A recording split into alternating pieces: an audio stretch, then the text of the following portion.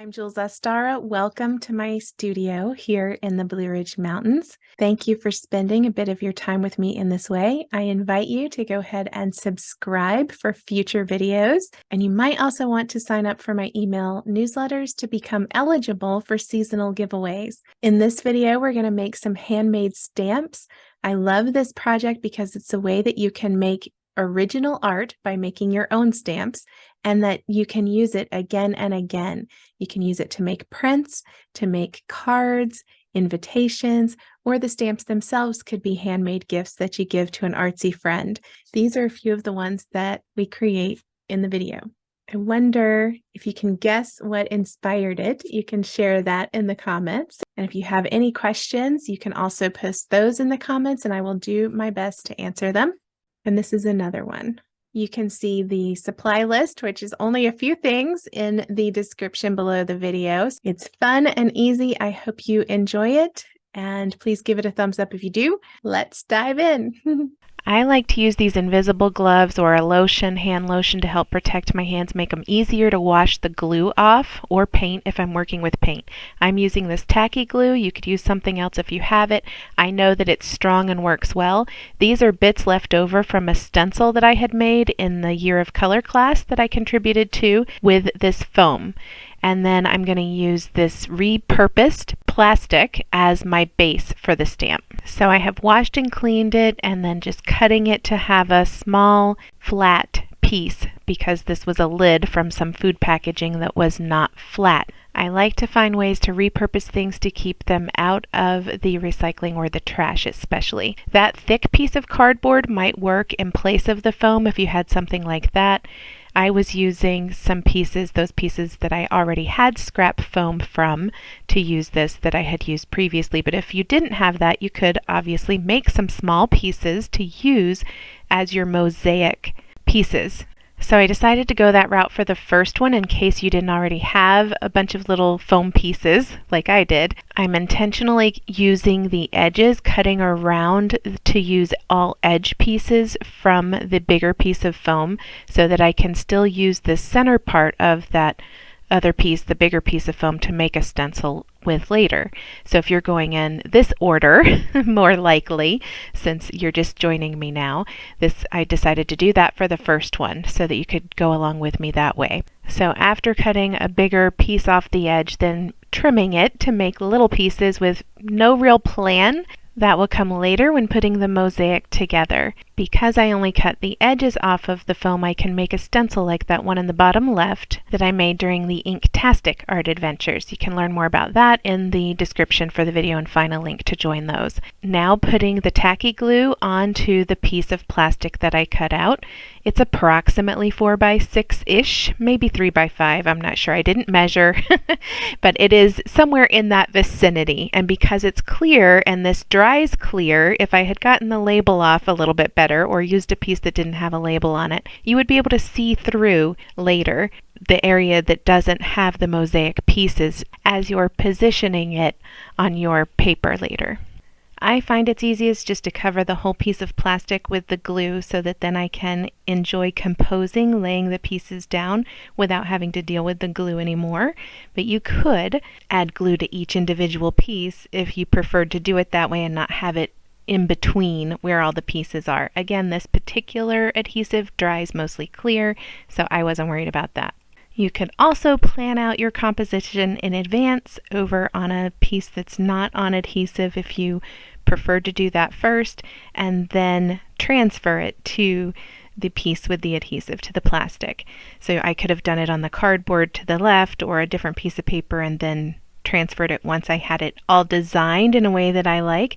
However, I like this approach. It prevents me from getting stuck in this perfectionist place that is less fun to me, keeps it more playful, and I trust it, I let it flow. I can adjust the pieces if I need to make them fit with the scissors and make them smaller as I go. So I like this approach personally, and I encourage you to try it. This particular project's really great for that. If you have issues with commitment, this one's so easy that it's no big deal. You can always make a new one.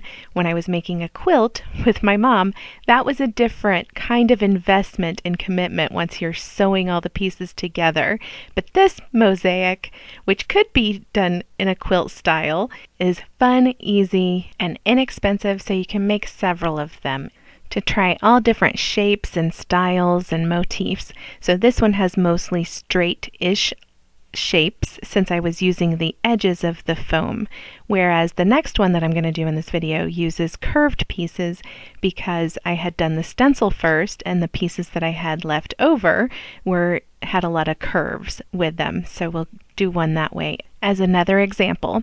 And you could also do ones that are more figurative. So if you wanted to make a particular design, such as a sun or an animal or something like that, you could plan ahead to cut your mosaic pieces out accordingly.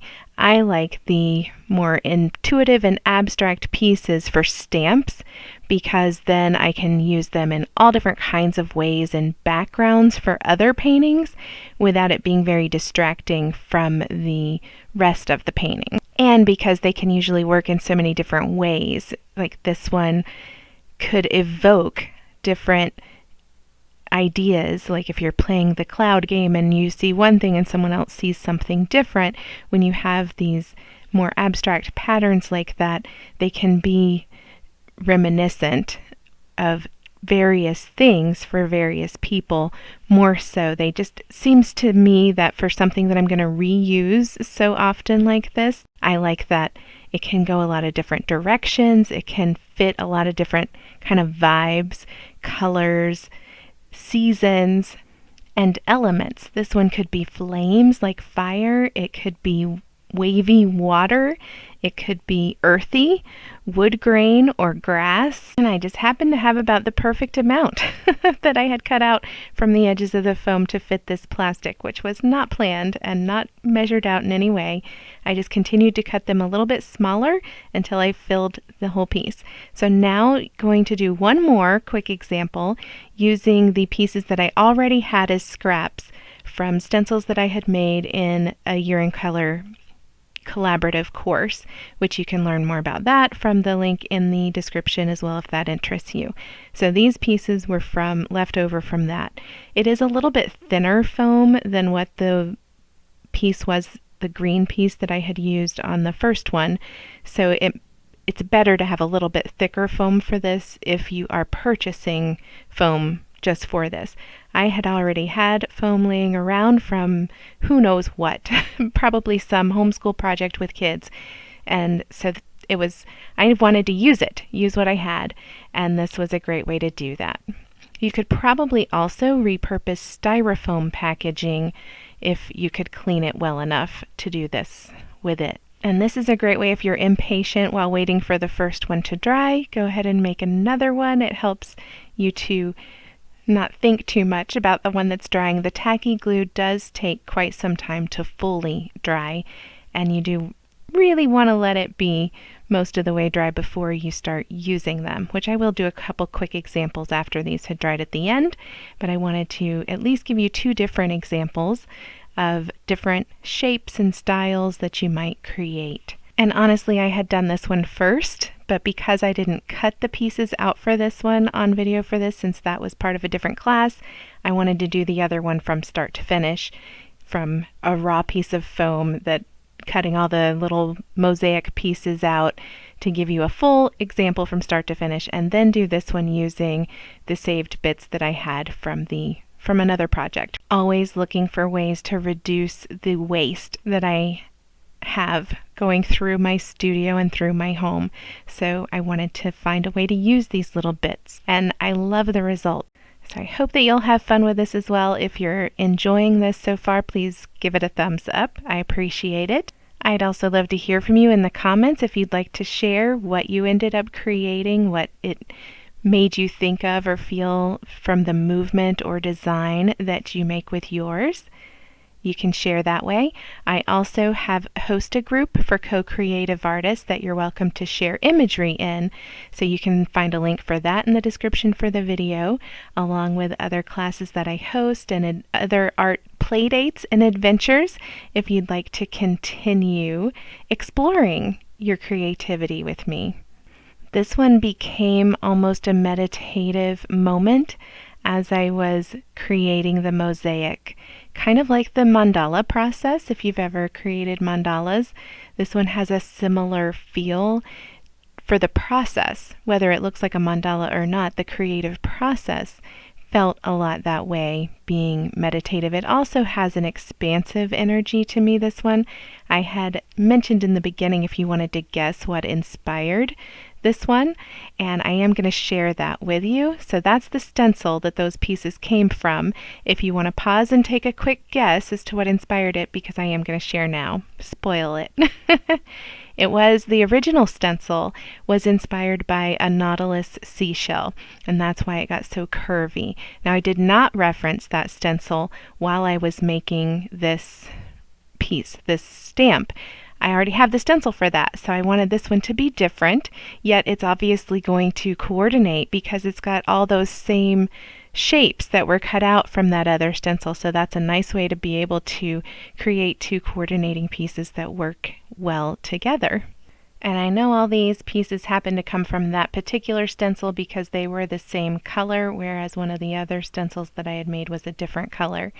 But I could have mixed and matched from different stencils if I had put them all into a container to save for later, all of the little pieces. Then they might be a little less cohesive with the stencil that it originally came from, but it can be fun either way.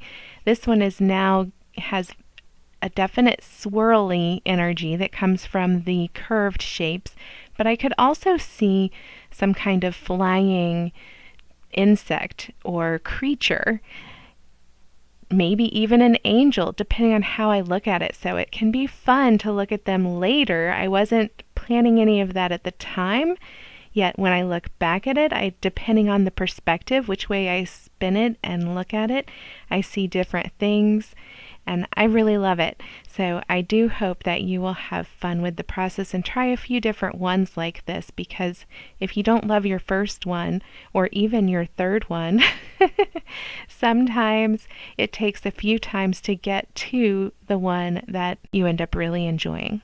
Or try designing what you plan first. Draw it out on the foam, similar to this, like if you wanted to make a sun shape stamp, and then you could cut those pieces out and do it that way. And then after they fully dry, I'm going to do a few examples on this mixed media paper.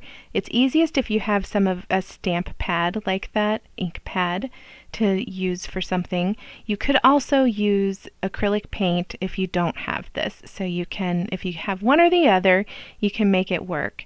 And I'll do a quick example of each here. So fully covering it, you don't have to though. If you wanted to only get a portion of the stamp, you could do that as well.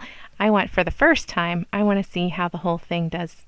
And you can see how clear the adhesive did dry, so that if those labels weren't in the way, you could see through.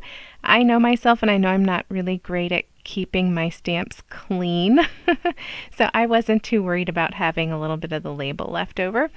Then it's easiest if you use a brayer to get an even pressure for the stamp, but if you just have your hands to press, that's fine too. Just use the palm of your hand and try to get an even pressure across the whole thing if you want the entire thing to make a print. And then that's a ghost print. You can usually get a few, and that's the best way that I clean it off, is just to use the ink that's on it multiple times. And here's an example with acrylic paint. Just painting it on to the stamp, trying not to have it too thick in the areas in between so that only the foam portion is what's going to land on the paper. And if you had cards that you want to use them for, or postcards, then you might want to consider that when making the size in advance for the print. If you can find some repurposed plastic that is the right size to work with a card or a postcard. And then you can also paint in between after it's there. So just another example of how you can add a little something different to it with different ones. This reminds me of sunshine on the water, and that's why I wanted to add the yellow on top of what was looking like waves. And then I used some paper towel in case that was thicker, just to get any of the thick part off. So voila! I hope you have fun with it. There are so many more ways you can use it in art journals or for scrapbooking paper, and I share lots of other fun adventures in these courses if you'd like to join me.